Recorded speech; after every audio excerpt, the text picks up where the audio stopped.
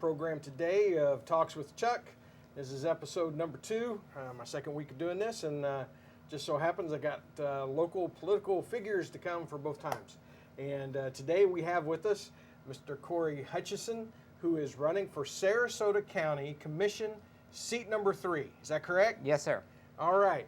I want to get straight because when I first looked you up, for some reason or another, my brain said Northport Commission number 3, and I was like, so when I went back to prepare to get my questions and stuff together, I was like, he's not in Northport, he's running for county, man. You got to get this right here. So I got a whole bunch of questions I scratched off and everything else. And, it's a lot of numbers, a lot of, 5 districts each for the county and the city, so we get confused too. It's all good. Yeah, so anyway, we got it straight. I want to welcome you today. Thank you for reaching out and saying, hey, how about me getting an interview here? Thank you for offering this to us. It's hard sometimes to get media coverage, so anything that I can do to get out there and get in front of people is important, so I appreciate it. Yeah, I'm glad to be able to help. I'm going to say right off the bat, we met literally 7 minutes ago. Yep. We've exchanged a few emails, but we're just getting to meet each other. And I hope you don't mind me saying, but you're a young man. Yes, sir. And 24 years old. Yep. And I admire you getting out and getting after it. Get the thing done. There's no reason that young people can't get the job done. Yeah, exactly. And it's about being that new voice, that voice that's uncorrupted, that hasn't been, taught by the political system how you're supposed to do something and, how it's supposed to go. But you come in with a fresh mindset and a fresh set of views. Every elected official has started out as a rookie in some point in time. They've all held their first elected office at some point. So passing the torch to the next generation is important. Yeah, it absolutely is. I've long been a proponent, and I got it out of a book somewhere. I didn't come up with the idea, but train your successor. Yeah. And, a lot of times we have a fear of doing that. But in reality, if we want things to go and keep growing, that's exactly what we have to do. We have to train our successors to come along behind us. And if we don't do that, then that's when we run into problems. Right. So I'm glad that you're coming along and doing your thing, man. Yeah, that's absolutely. exciting. That's really cool. It's an honor. It really Give is. us a little of your background. You married? We are engaged. We're planning to get married in December, depending on how all the COVID looks and everything of that nature. We're still on schedule to get married in December.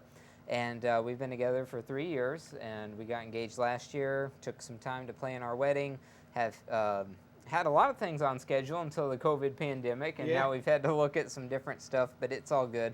So anyway, we live in Northport, my fiance and I.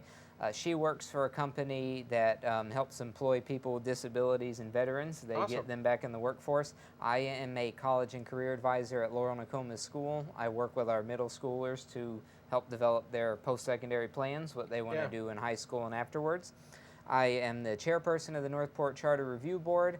I am the board president of Holly's Hope. We are a local nonprofit that's working to try to provide better mental health services for people in our community and trainings for people who work in fields that demand that, whether it's education or healthcare or fields of that nature. And I am working really hard in the community. I'm a passionate person who believes that we should do whatever we can to help our community, whether that's running for office or hosting interviews with people who are running for office or whatever it is that you do.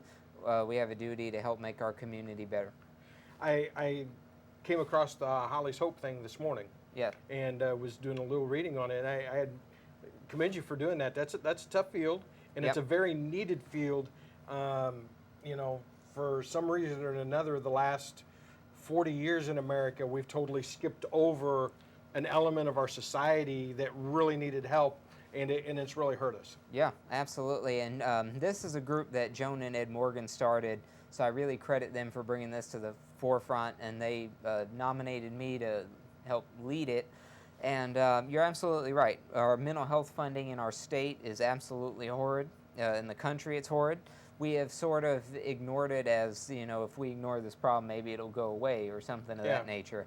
And it's not. It's getting worse, and we're seeing the consequences of that with increased suicide rates, increased need for treatment for mental health, and even outside of that, we see it in other things, the divorce rates, things of that nature. Mental health contributes to so much in your life, and if we're not taking care of it and providing the resources for it, we're going to go downhill in a lot of ways between elderly, youth, and everyone in between. Yeah. My background is ministry stuff, okay? So your work with the school kids, it's been a proven thing with me, and I had a dear friend, he passed away last year, but his work with the youth, he's like, man, if I can get them when they're in junior high school, I've got them all the way through college. And it's a tough age bracket. I've been a youth pastor. I mean, the middle school can flat tear you down in a hurry, man. But it's the most rewarding, because if you grab a kid at that age and you hook them, you got a chance of really doing something with them. Absolutely. And what we've done with our college career readiness program, every middle school has a career advisor now, and we try to expose them to all that they have to look forward to in their future. So we're not necessarily saying this is what you have to do, but we're saying this is a pathway. And when some of them, start thinking about the stock market, or they start thinking about finance, or they start seeing, oh, trade school's an option for me, because maybe I don't want to go to college, but I'd really like, to work on air conditioning systems or be a mechanic. And they see those opportunities that they didn't hear about before, and it opens a whole new world to them. And that's really rewarding, and it's been really cool to take them on field trips and let them see really hands-on what is out there. Yeah, and that's really important. I mean, the trade school aspect. I have one child who's an attorney. And you know what it takes to do that. All the schooling years, and I mean, she was a diehard.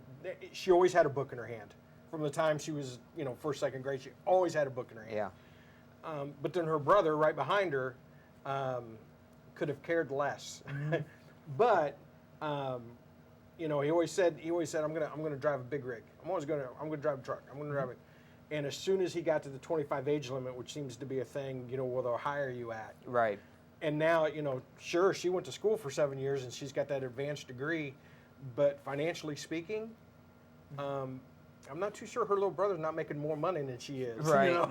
Driving the truck. Yeah. And I think kids need to understand that there's more options for them, and whatever they fit into, And it's about teaching them other things, like, what's the cost of college. It's not just those 4 years, but if there's student debt, or if there are, if you're getting a degree in a field that's very small, the job opportunities are small, or are you getting a degree in a field that has many, many opportunities.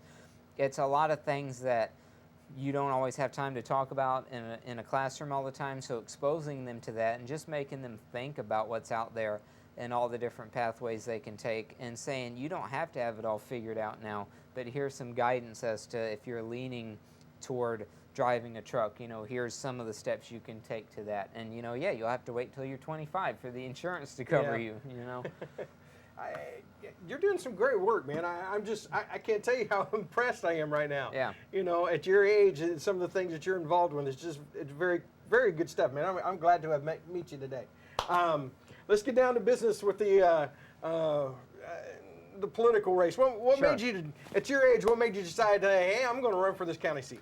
Well, I've been involved in local politics for a few years now. In 2016, I ran for Northport City Commission. I lost, finished second out of 4. I defeated the incumbent at the time, along with my other person that ran against, who won. And we had a really good campaign, came into it with no money and no name recognition, so to finish second out of 4 I thought was pretty good. That's good. But I believe that we have a lot of opportunity in our county to do better than what we've done in terms of a lot of things: environmental protection, infrastructure, balancing growth and preservation. We really need voices on the board that aren't bought and paid for, that aren't entrenched in a system that has smelled rotten for a long time. And I think I have the ability to do that.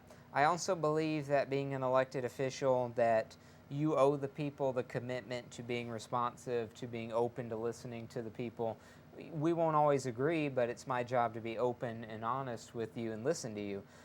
Some of the things that my opponent and some others have done, when people come with dissenting points of view, the way in which they speak to them and the rudeness that my opponent has spoken to people, I don't care for that. I don't think that's proper of an elected official. So once you get to that point and you've been around for that long, and that's the way you act towards people, it's time for you to go. Yeah, I don't know. This is my show. I don't have any sponsors, so I can do what I want. I can say what I want. But we seem to have an issue with that, talking however they want because they're elected to people in our area. And I tell you what's really disheartening. We have an issue with people on the Northport City Commission. You hear the same thing from the Sarasota County Commission, one or two people. And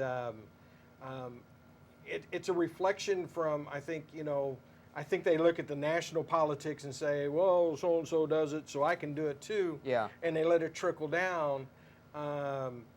But man, we gotta change that. We have to come together in a more positive light, and I get it. I get the frustration that people feel. Some people have come at me just as a candidate, not even an elected official. They've come at me as a candidate and have said nasty things, people from the public. So I get that you get frustrated with that at some point in time, and it starts to boil over. But I can throw zingers out at people without being rude about it, Sure. or get my point across. The point is that you set the example for what your city or county governorship, whatever, looks like.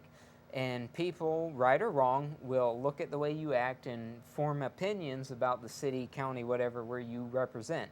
What type of opinion are they going to form based upon your actions? That's what I try to ask myself as a candidate. If I were an elected official right now, the things that I've done and said, how would that look upon this community, and am I proud of that or not? Yeah.